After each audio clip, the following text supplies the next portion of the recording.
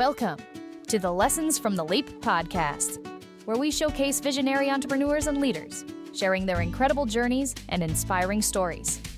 Let's dive into the show. Hello and welcome to Lessons from the Leap. I'm your host, Ghazenfer Mansoor. On this show, I get to sit down with entrepreneurs, founders, and business leaders to talk about bold decisions, pivotal moments, and innovative ideas that shape their journey. This episode is brought to you by Technology Rivers. At Technology Rivers, we bring innovation through technology and AI to solve real-world industry problems. If you'd like to learn more about us, head over to technologyrivers.com and talk to us about your project.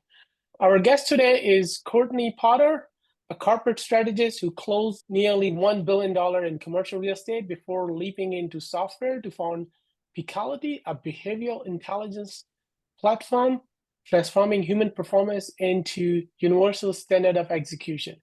Courtney, welcome to the show. Tell our audience all about, I just gave a very brief intro. So if you can give your background, how you got into where you are today, and so it's all yours. Yeah, thanks for having me. This is fun. So a little bit of a different background. My 20s, I was in marketing and advertising, working with brands like Yum Brands, KFC, Taco Bell, Pizza Hut, Long John Silver's, A&W, redesigning prototype stores. Then moved to New York, worked for a big ad agency, BBDO, working on Frito-Lay and Gillette Venus razors, working on like Super Bowl ads, kind of advertising and marketing. Then moved to Orlando, Florida to get in commercial real estate. So for the past 20 years, been buying and selling land for brands like Walmart, Sam's Club, Publix storage, large single family residential housing development companies. And then when my best friend died of cancer, I had a real aha moment and was asking kind of what I was doing with my life. And that's when I transitioned into technology so that people could help one another.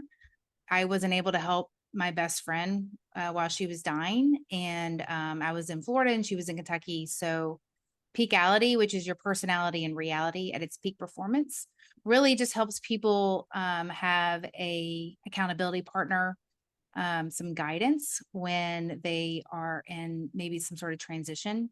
And this helps guide them and have someone that has their back. Maybe they've lost that person or it's their physician or their therapist, what have you. So that's where that came about. Awesome. Thank you.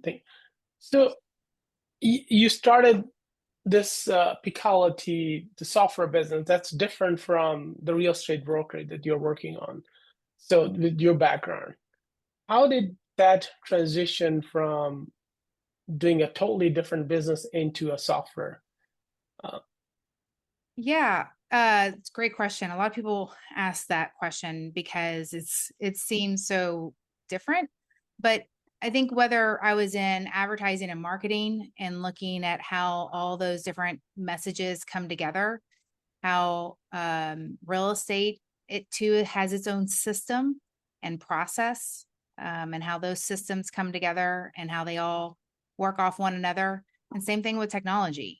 And so I think when you look at kind of that consistent theme in my professional career, it's looking at systems and how they operate and where the bottlenecks are.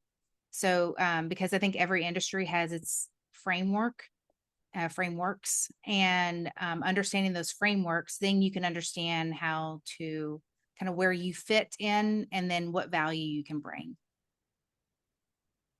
So as you define, as you identify those bottlenecks, those limitations, manual processes, different things happening, what is the typical next step that you see in terms of the framework that you follow? Yeah, I think that, the first step is recognizing that there's a bottleneck, recognizing the problem. I think for example, there's a big buzz about AI and how people want to bring AI into their business. But it's like, okay, well, what's the problem that you're trying to solve? What problem do you have that needs to be fixed? So I think that where people don't take a step back and recognize, okay, let's address where the problem is first. And I think recognition is definitely the first step. Then once you recognize what the problem is, then evaluate what are all the options that could address it. So, and there's usually obvious ones, but sometimes you can get creative and find some not so obvious ones that enable you to test something that you maybe have never explored before. So I like to kind of get curious. I think that's, if there's a word to describe me, and what I like to do is just get curious and see what possibilities are there to begin with. So you talk about the AI, and what do you think? Like, do you think most AI implementation fails because companies automate processes before understanding the basic human user behavior? And in my book, Beyond the Download, I also talk about emphasizing building apps that people don't just download, but organically weave into their daily lifestyle. So how do you see that in the AI or in general software building? Yeah, I think that I think we're at such a pivotal moment with software, because it's really trying to find where it can be most useful. And when you're working with people, I think people are like, oh, we need to incorporate AI. And they just kind of throw it out there like it's going to solve all the world's problems. But I think just like anything, it's educating ourselves on what the possibilities are. And with AI, I look at it as like a container, a soup, if you will. And whatever you want to put into that soup, it's going to, it could be different than if you create a different type of soup. It's all about what you put into it. And I think that people don't realize that that's AI, that it's a container that only reacts or responds based on what you put into it, just like a soup. So if you add some additional information, or it may not give you the output that you want because you didn't put that content into the container.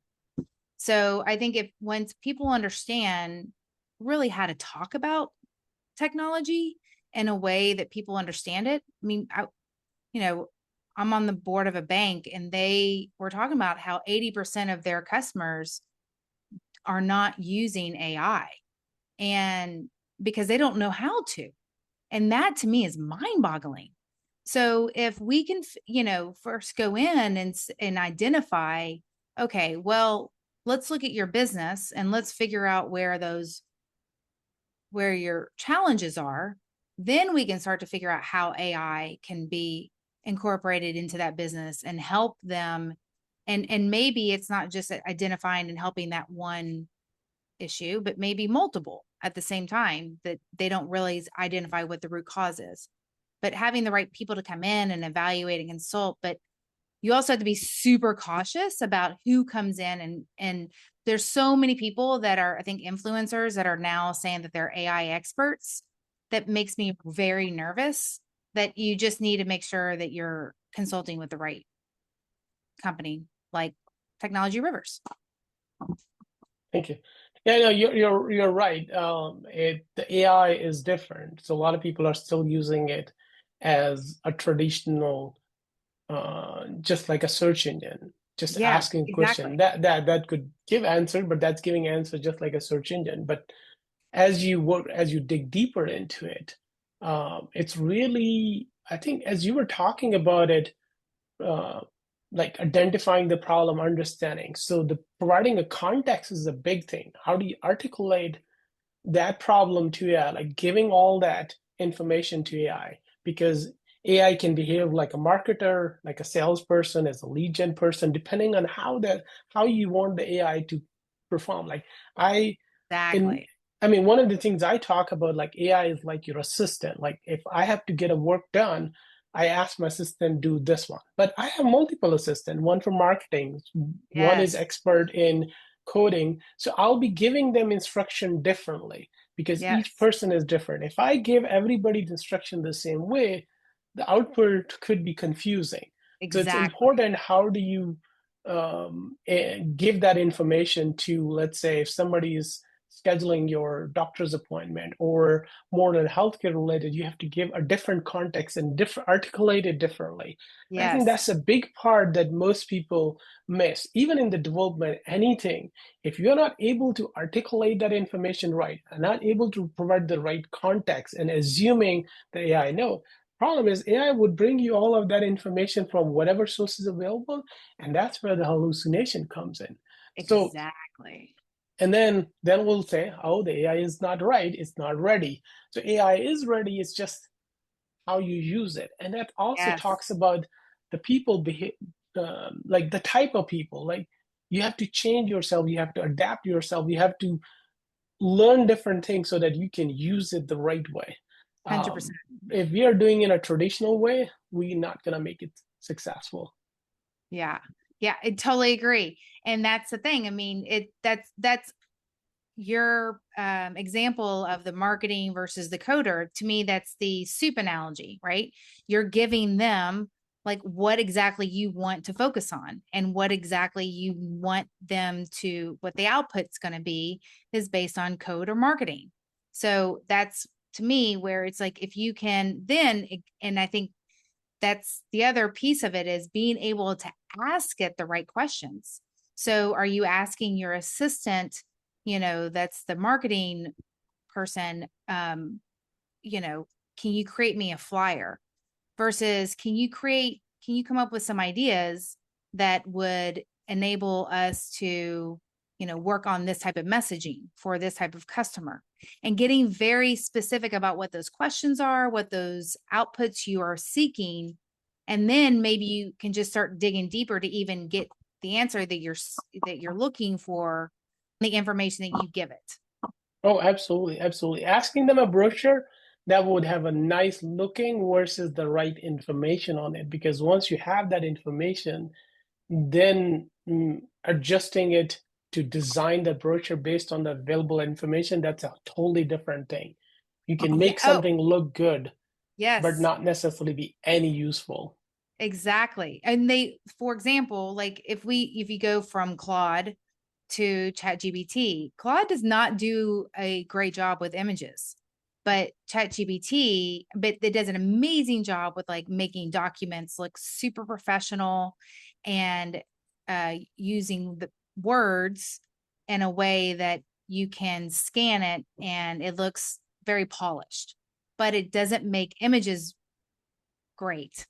But ChatGPT can also catch some of the things that Claude's not doing and create better visuals, but it's more of a melting pot, if you will, of content. So back to, you can get some, what did you call them? Hallucinations? Hallucination, yeah.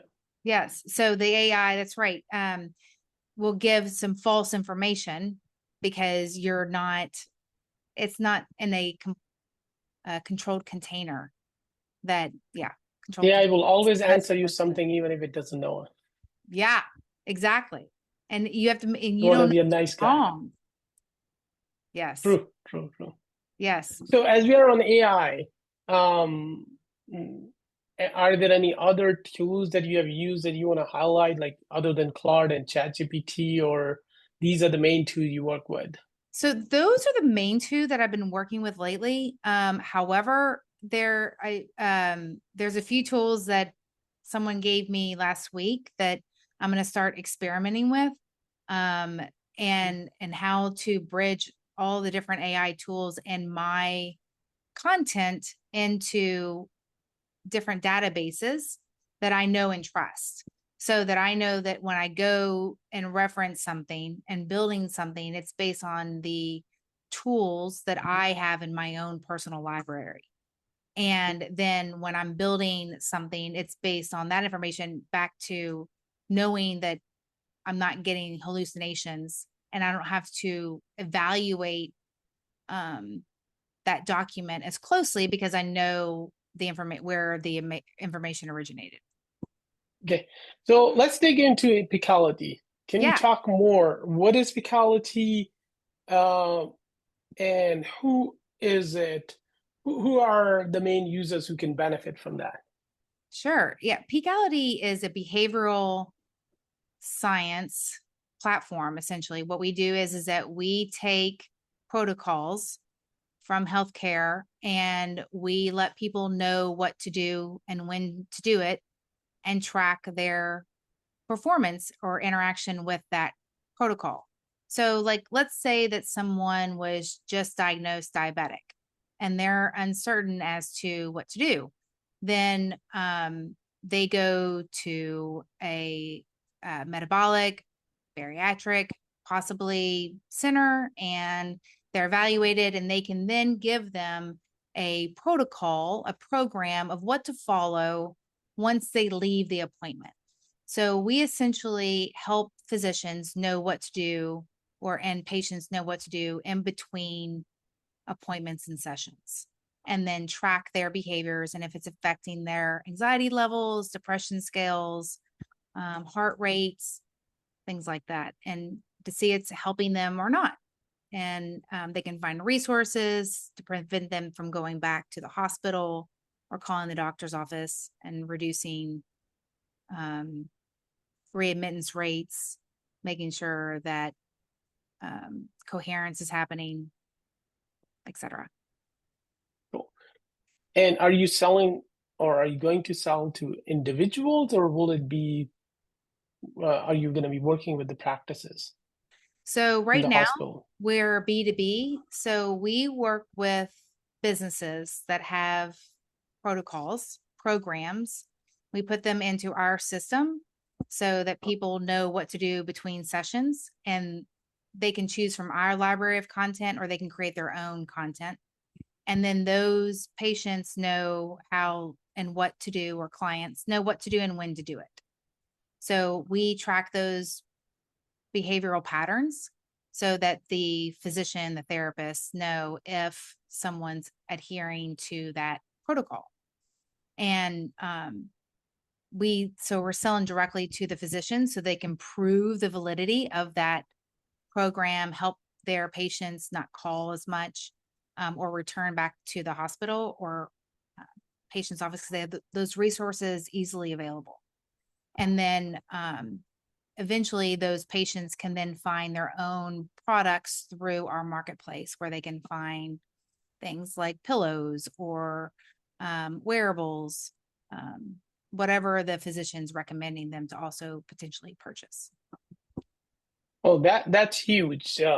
Creating that transformation for people so that they can get back to their life, live a normal life. Because Exactly. one of the things, again, in my book, I talk about what gets measured, what gets tracked, get measured is the only thing that you can improve. So once you know what are those goals that you are tracking, Exactly. and if you are notified on time, if you're monitoring those, performance of those will make a difference. So Exactly. yeah, so can you talk about, like, so I was looking at the information. So one of the things I noted, like, you have this goal tracking among all the different life domains. Can you talk about what those domains are? Yeah. So if you've ever seen the original Top Gun, do you remember the pilot that is up in the air and he's freaking out looking at the picture of his wife and kids?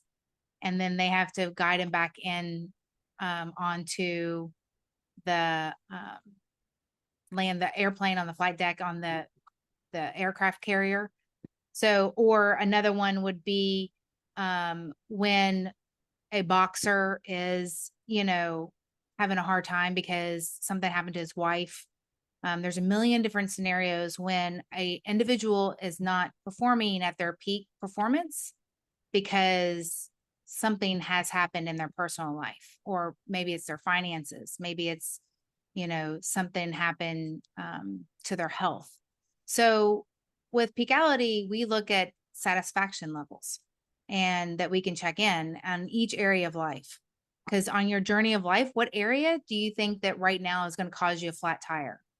And we like to look at that area and then say, okay, well, let's get curious on what you need to build that area up. So on a scale from 1 to 10, let's say that you're not feeling very good about your relationship with your kids, and maybe they're older and you are struggling with that relationship.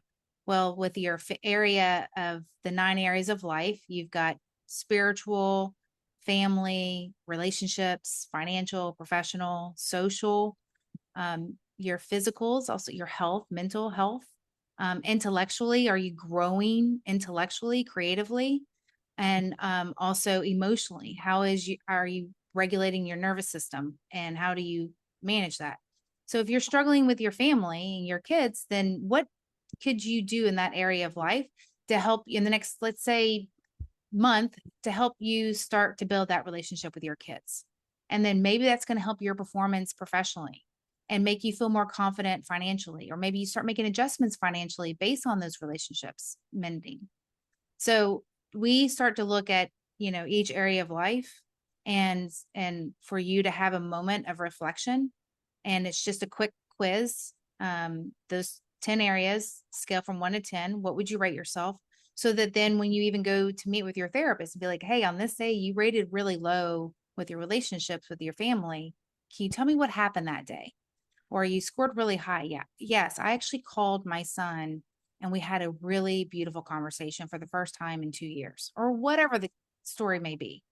Or maybe I've been at struggling financially. I went and took a 21-day challenge on how to be a day trader so that I felt like I understood stock market. So it can be things outside of, whatever it is you're doing physically that may affect you in other areas that maybe you're not completely aware of. But you can, by starting and checking in, you can start to recognize those areas of struggle maybe. So you deal with sensitive data, obviously the personal health data, a lot of PHI data. So how do you balance that deep tracking of this data with the strict federal data privacy laws? Yeah, that's one of the biggest ethical pieces that we feel responsible of, making sure that we are protecting everyone's data, with anyone and everyone that we're dealing with. So we have really the back end infrastructure of data. We do not collect individual information. They're based on a number, and no one would ever be able to find who that person is and what their data is based on how we bring that data into our system, so that everyone's privacy is very much protected. Because there's many different scenarios and conversations that we've had with customers, in which we want to make sure that people and their data is fully protected at all costs. And I know that people say that, but one of the ways that we're doing this is that if a program or a product is not performing on our platform, then we have the right to remove them from our system, because we feel as though that ethics are definitely needed, in especially healthcare today, and making sure that those programs and those products are effective or lack thereof. Okay. You also have a podcast on this topic. So can you talk about it? Yeah. So our podcast, Picality Podcast, it's all of which you're going to be on. And it's which we're very excited about. It's all about talking to peak performers and what they do to overcome obstacles when they arise, or scientists, therapists, neuroscientists that look at what enables peak performers to achieve their goals and to continue to achieve their goals. So I'm fascinated by what peak performers do to accomplish and then continue to accomplish goals throughout their career, or those that maybe have the one-hit wonders and then they can't seem to get back on track, like what those patterns are of human behavior. I get very fascinated by the psychology, sociology, physiology behind like what is helping or hindering people to become a better version of themselves. Cool. So, Courtney, you have given us an incredible masterclass today on why human behavior is ultimate piece of the enterprise real estate and how we can no longer afford to treat execution as an unmeasured blind spot. Before I have a couple more questions, but I also want to give you opportunity, like people who are interested in Picality, how can they find you? What is the best way to reach out to you? LinkedIn or social media is definitely, or you can email me at Courtney@Picality.com. Cool. Yeah. Yeah, we will add those in the podcast notes. Perfect. So yeah, a couple of just small question. What is harder, negotiating a multi-million-dollar land deal with the corporate joint or convincing a software engineer to change their code architecture? I mean, just a light round. Oh, We asked some type of without a question. doubt, a tech person making a change or trying to like communicate.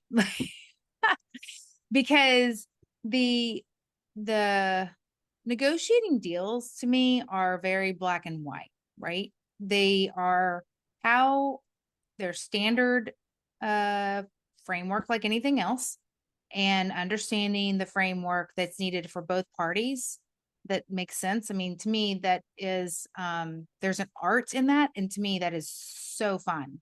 Just really recognizing how both parties could win. And if they both walk away with feeling as though they had to give something a little bit up, then that's okay too, because that's part of it. But you know, that's the art of it, right? With technology, I think that it's being a visionary and having a vision for what it is that you want to do, and being able to put that in a way that is structured that a technology person would understand. It really matters significantly on the person that you have that's helping you translate, because I have found that the way that a visionary sees things doesn't necessarily mean that that's how it's going to go into technology, right? So having someone be able to translate that, like yourself, really helps that negotiation even go way smoother. So I found that I very much leverage and appreciate anybody that can speak in technology. That vision that a visionary has is definitely a skill for sure. And understanding how it should be built correctly. We're talking about this, like how that visionary sees to build it, but then how the architect builds it could very much determine whether a person's going to be successful or not. And how they even understand how it should be built. So I think that person that is vital and key in my life, in my world. Because yeah, absolutely. That's a very critical role, like translating that into, there are subject matter experts on each side, but then somebody needs to know both sides. Not only I think just the topic, but also the cultural aspect of it, how things work. Because in this global economy now, you have developers all over the world. People in a different part of the world may not understand certain things, like whether it's the data sensitivity, whether it's about the behavioral, or anything about those businesses, whether it's real estate or healthcare. Knowing how things work in a certain culture, how people think about how they react to certain things makes a huge difference. And so once you know it, knowing the business also, because if you're involved in it somewhat, we're all involved in healthcare in some way because we are a patient, we're a caregiver, we're so still in that culture. But if somebody's not even that, then you do need translation, and sometimes you need that translation into their culture as well, like articulating the thing for them in a way that they understand. So, and that gets even a lot more complicated. How do you bridge that gap? Oh, Um, especially with healthcare and the healthcare systems. Oh my gosh, for sure. Yes. yeah, and that does not mean to demean or lower anybody who's in either. They're all Oh, expert in their field. You just have yeah. to convert those and make it uh, workable for each side so that you all bring them to the same place. You know, I talk to financial advisors and they really don't know anything about real estate. And they definitely don't know anything about tech. And I talk to insurance, specialists, and they don't know anything about technology or real estate, unless they're specializing in insuring it. But even then, they don't know the developer's process per se. And brokers, commercial real estate brokers, many of them do not really understand the developer's process that happens through due diligence and the entitlement process. Like they do not understand like permits and getting that permit period. Like, I mean, they don't understand any of that. They just know how to negotiate the deal.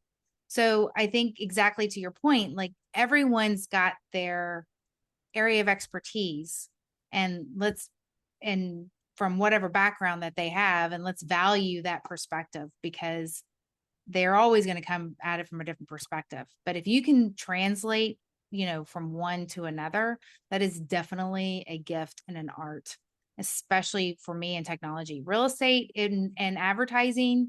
Like I felt that was, I could really communicate well with the different teams. But when it comes to technology, there's definitely an art and communicating to a coder and a visionary for sure. And I think what you do and what others do is also art for us because the tech part is easier, but the rest of the part has its own challenges. And I think AIs can open up a lot more opportunities, in fact, make it easier where you can create those expert agents who can behave like those experts. You feed in all the knowledge from different experts and they are yours. So rather than hiring an expensive consultant to give you all those advice, you could use those AI agents and bots to uh, to bring that knowledge to individual. And I think, and this is one of the things we do in our business, like creating that internal knowledge base, the knowledge that you have in your team as a thought leader, as an individual, as a brand ambassador, whatever, as a company, you have that knowledge. But how do you bring it in front of your user base in terms of your audience who could use that knowledge to have the conversation, to do certain things that was not previously, it was always possible, but it was most expensive. Now you can do it much cheaper way. Yes, exactly. 100%. And I love how you articulated that. And I think that when we start to look at AI and how we can really leverage it to our advantage, we just need to make sure that we understand that, I guess, really how to leverage it, right? And where to leverage it mostly. And I think that we're getting there. We just need to make sure that we have the right people that are advising. Just like real estate, one of the things that I think that there should be is a license for people to build technology. Because again, we've got so many charlatans out there that are saying that they understand tech, IT and AI. It's concerning because they are just influencers that are trying to say that they are now are experts. And that's just where I think just need to make sure that people find the right experts. But there's nothing AI. One thing I want to make sure that everybody understands, AI is never going to replace human wisdom and creativity. It can't. So AI is not creative. It's only what you feed it. But human wisdom and creativity is, especially with Peakality, is always going to be the primary steer leader in tech than just allowing us to feel as though that we're going to just interact with AI moving forward. Absolutely. No, good point. Really good point that humans cannot be replaced. That's the part that will always still be there. Thanks a lot, Courtney. It was really great speaking with you. You shared so much gold nuggets for our audience. Everybody would love it. There's so much I wish we had more time, and we can do another conversation later on as you launch Picality and we go more deeper in each of those life domains, the 9 life domains that you have. So maybe that is for the future. Thank you very much again for being on Lessons from the Leap. Is there any final word, advice, tip for our audience before we wrap up? No, just make sure to really value teams like yourself that help us be able to build technology rather than wasting a lot of money and time and effort that end up not getting us what we want. Thanks for being on the show. Thank you. Thanks. Thank you for tuning in to the Lessons from the Leap podcast. Don't forget to hit subscribe so you never miss an episode. We'll catch you next time.